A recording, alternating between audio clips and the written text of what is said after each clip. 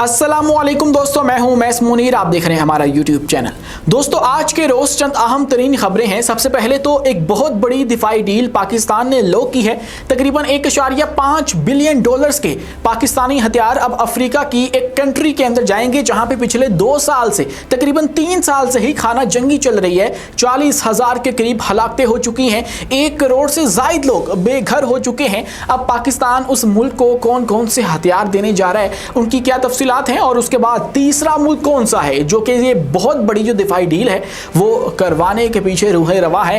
क्या तस्करा इस वक्त सोशल मीडिया के ऊपर और डिफरेंट जो माहिरीन हैं वो कर रहे हैं, आज की वीडियो में आपके सामने रखेंगे। और आपको ये भी बताएंगे कि पाकिस्तान की बहरी ताकत के अंदर एक नया इजाफा होने जा रहा है, क्योंकि हमें एक बहुत बड़ी थ्रेट अभी ये मौजूद थी कि चूंकि पाकिस्तान का जो मुकाबला है वो भारत की, जो कि हमारा एक रिवायती दुश्मन समझा जाता है, उसकी फजाइया के साथ हो गया, उसकी जो मैदान जंग के अंदर फोर्सेस हैं, फौज है, उसके साथ हो गया। लेकिन बहरिया वाला महाज अभी भारत को आजमाना बाकी है, और उसकी धमकियां वो पाकिस्तान को दे चुका है कि अगला जो हमला है वो पाकिस्तान की बहरिया के ऊपर होगा। लेकिन अब पाकिस्तान ने तकरीबन 8 जो आबदोज़े हैं, अटैक आबदोज़े हैं, वो हासिल करने के अंदर जो पेशरफ्त है उसको तेज़ कर दिया है। और उसके अंदर कोशिशें की जा रही हैं कि हम लोग जल्द से जल्द जो ये आबदोज़े हैं, अटैक आबदोज़े हैं, वो हासिल कर लें, जिससे हम लोग दुश्मन का मुकाबला कर सकें। अब पाकिस्तान को क्या चीज़ मिल चुकी है उस पर बात करेंगे, और आपको बताएंगे कि इस खित्ते के अंदर चंद अहम तरीन तब्दीलियाँ हो रही हैं, कुछ ऐसी तब्दीलियाँ जो कि इसका मुस्तकबिल जो है वो तय करने वाली हैं। खासकर हमारे हमसायों के लिए बहुत ही इंपॉर्टेंट मीटिंग्स इस वक्त चल रही हैं। वो खुद उसके अंदर इन्वॉल्व नहीं है, लेकिन उस मीटिंग से क्या बाहर आता है वो उनके लिए इंपॉर्टेंट है। कैसे वो उनका जो मुस्तकबिल है वो तय करेगा, आज की इस वीडियो में आपके सामने रखेंगे। लेकिन उससे पहले हमारी आपसे दस्तबस्ता गुजारिश है कि इस चैनल को लाइक कीजिए, सब्सक्राइब कीजिए और बेल आइकन को लाजमी दबा दीजिए, ताकि हर नई आने वाली वीडियो आप तक बर वक्त पहुंच सके। दोस्तों, उससे पहले एक वजाहत है जो कि आपको करनी है, और वो ये है कि आप लोग 12 दफ़ा ये बात कर चुके हैं कि J-35, आपने कहा था कि J-35 आ रहा है, लेकिन वो नहीं आया, 14 अगस्त गुजर गए। तो दोस्तों, याद रखिए कि हम जब भी कोई बात करते हैं वो पब्लिक सोर्सेज से करते हैं। इसके लिए हमने शुरू में एक डिस्क्लेमर भी लगा रखा है। हर वीडियो के आगाज में हम उसे इसलिए लगाते हैं ताकि आपके लिए कोई भी कंफ्यूजन ना रहे कि आप किस तरह का कंटेंट कंज्यूम करें। और उसके अंदर वाज़े तौर पे लिखा है कि हम जो भी वीडियो बनाएंगे वो पब्लिक सोर्स से जो है इंफॉर्मेशन ली गई होगी, और हम उसको फिल्टर करके आप तक लेकर आएंगे। लेकिन रिसेंटली जो हमने J-35 वाली वीडियोस बनाई वो चंद अहम तरीन क्रेडिबल सोर्सेज से थी। अब उनसे गलती हो गई और हमने सिर्फ आपको रिपोर्ट किया और उनकी बिना के ऊपर तमाम तर चीज़ें बताई थी। हमने खुद से आपको ये नहीं कहा था कि J-35 पाकिस्तान पहुंच चुका है और अब हमारी जो खबर है वो गलत हो ही नहीं सकती। हम भी इंसान हैं, हमसे गलती हो सकती है। लेकिन ये तमाम तर जो रिपोर्टिंग आप तक पहुँचाई गई थी या की गई थी, ये चंद अहम तरीन क्रेडिबल सोर्सेज की जानिब से, जो कि मार्केट के अंदर अच्छी रेपुटेशन रखते हैं, उनकी जानिब से हमने आप तक रिपोर्ट किया था।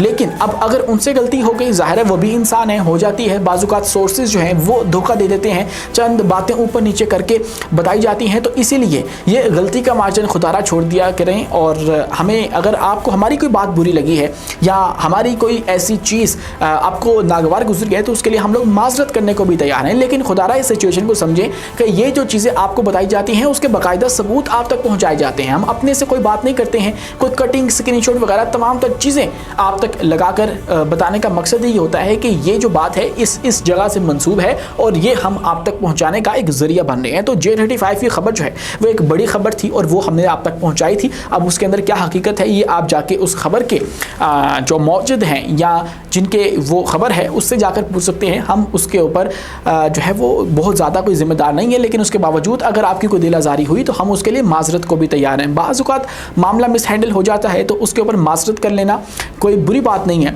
और वही बहादुरी होती है कि आप लोग जो है वो अपनी खबर अगर गलत चली गई है तो उसके ऊपर रजू कर लें। दोस्तों, अब आते हैं एक अहम तरीन दिफाई डील जो कि पाकिस्तान ने की है, और वो अफ्रीका के मुल्क सूडान के साथ की गई है। अब इस डील के अंदर हुआ यह है कि सूडान एयरफोर्स के commander lieutenant general pilot Al-Tahir Mohammed Al-Oud Al-Amin ने पाकिस्तान का दौरा किया। उनके साथ सूडान ही जो एयर डिफेंस के कमांडर हैं और सूडान मिलिट्री इंडस्ट्री कॉरपोरेशन के मेंबरान हैं वो भी शामिल थे। और वफ़द ने पाकिस्तान के वज़ीर दिफा, पाक फ़ज़ाइया के सरबराह और दीगर आला हुकाम से मुलाकात की। उस दौरे के नतीजे में सूडानी फ़ौज के मिलिट्री इंडस्ट्री कॉरपोरेशन ने पाकिस्तान के साथ 1.5 अरब डॉलर्स से ज़ायद का दिफाई मुआहिदा किया है।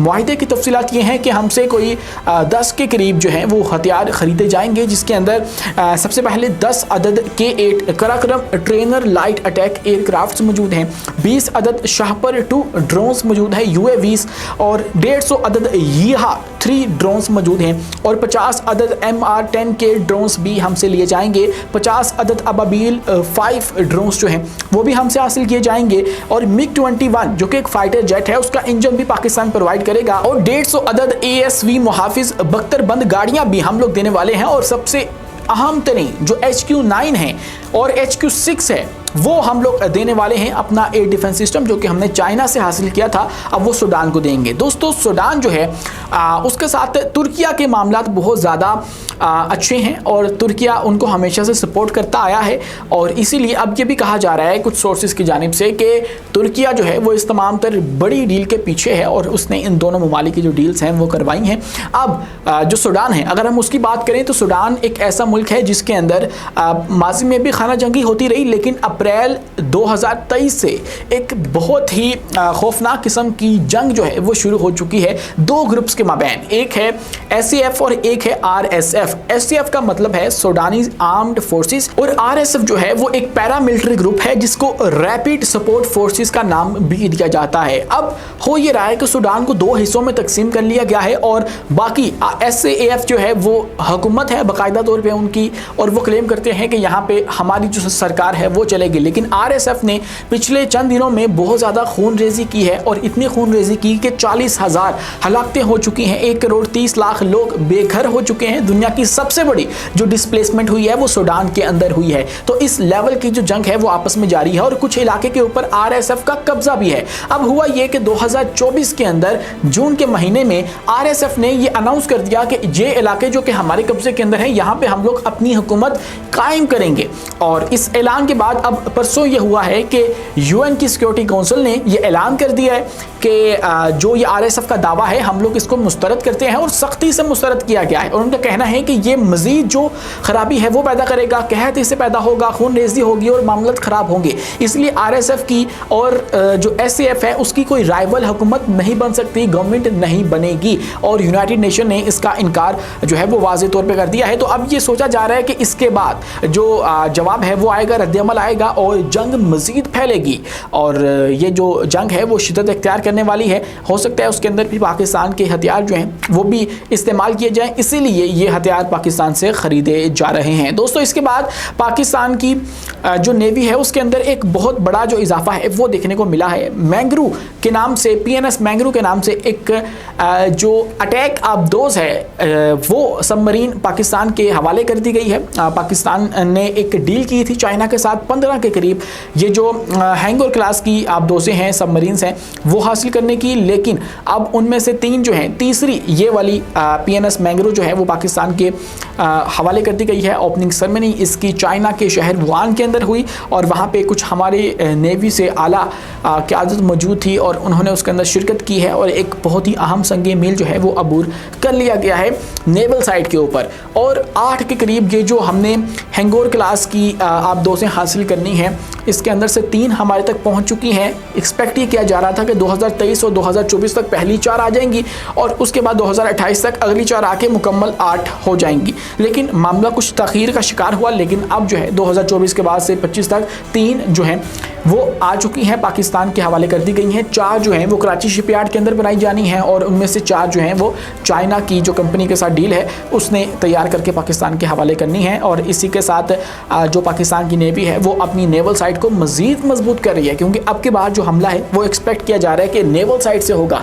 और भारत जो जारहियत करेगा वो समुद्रों के ज़रिए करेगा और उसके लिए वो बहरी मशक़ें भी कर रहे हैं। तो ऐसे में उनका जवाब देने के लिए हम लोग अपनी जो फोर्सेस हैं उनको भी तैयार कर रहे हैं और उनकी जो मशक़ें हैं वो भी करवा रहे हैं। दोस्तों इसके बाद कुछ अहम तरीन डेवलपमेंट्स हैं वो इस खित्ते के अंदर कुछ यूँ हो रही हैं कि ट्रंप और व्लादिमीर पुतिन रूसी सदर और अमरीकी सदर इन दोनों की मुलाकात हुई और मुलाकात जो है वो एक तारीख़ी मुलाकात थी। 3 घंटे की मीटिंग जारी रही अलास्का के अंदर। ख़बर आपने सुन ली होगी लेकिन इसके कुछ आउटकम्स हैं जो कि अभी आने को हैं और वही इस खित्ते का जो मुस्तकबिल है वो तय करने वाले हैं।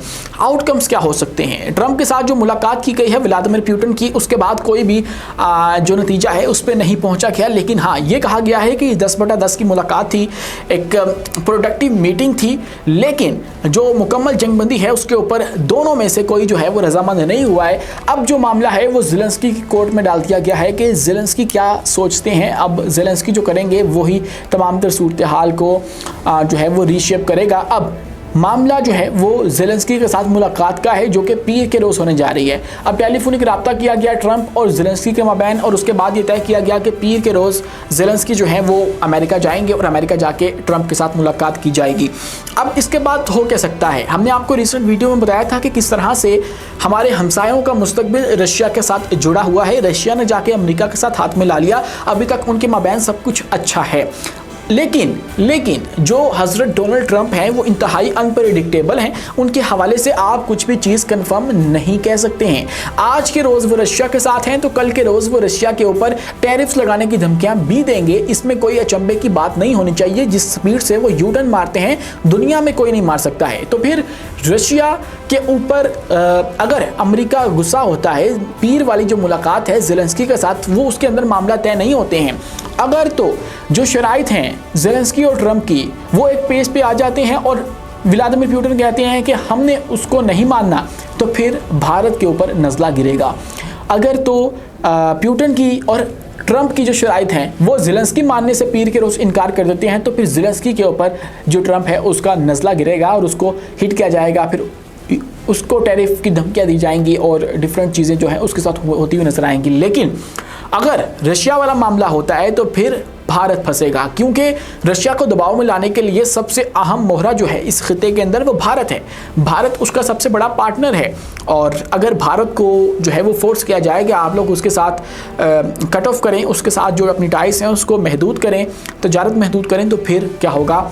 रशिया को प्रेशराइज़ किया जा सकेगा। तो फिर यही वो तरीका है जिससे ट्रंप रशिया को प्रेशराइज़ कर सकते हैं और भारत इस तरह ही नाजायज़ ही रगड़ा जाएगा इस तमाम तर मामले के अंदर, इस पावर गेम के अंदर और इस जंगबंदी के अंदर। वो होती है कि नहीं होती है, लेकिन अभी तक जो है वो पीर का रोज़ डिसाइड किया गया है कि तब ये तमाम तर मामला को जो है वो तय किया जाएगा। अभी तक के लिए इतना ही। अपने मेज़बान उमैस मुनीर को दीजिए इजाज़त। मिलते हैं अगली वीडियो में किसी नई मालूमात के साथ। शुक्रिया, अल्लाह हाफिज़।